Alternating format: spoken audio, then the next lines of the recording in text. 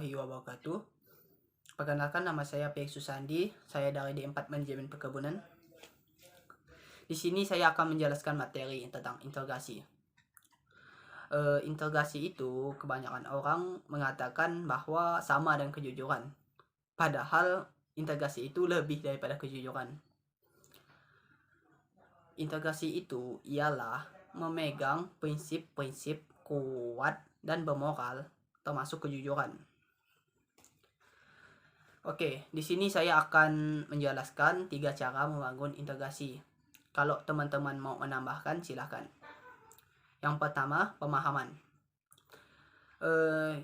Di kehidupan sehari-hari kita, kita jelaskan kepada saudara kita atau adik-adik kita bahwa apa itu integrasi, mengapa integrasi itu sangat penting di kehidupan masyarakat. Kita jelaskan dan kita berikan nilai-nilai agama. Oke, yang kedua, belajar dari tokoh integrasi. Kalau kita mau mengenal tokoh-tokoh yang berinteraksi yang tinggi, kita cari biografi atau baca biografi tokoh tersebut. Dan kedua, kita cari di YouTube. Di situ kita akan menimbulkan rasa tumbuh tentang berintegrasi. Oke, yang ketiga, budidayakan berintegrasi.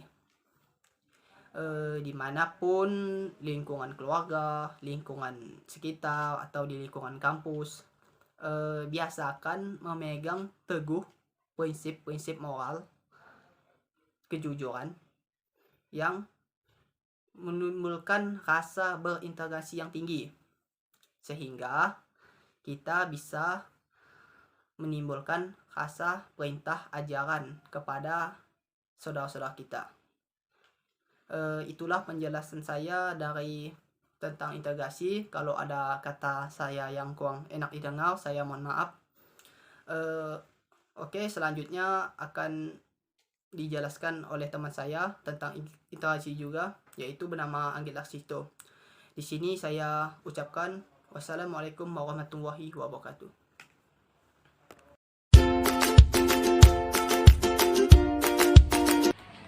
Oke, baiklah, di sini saya akan sedikit menjelaskan tentang integrasi nasional.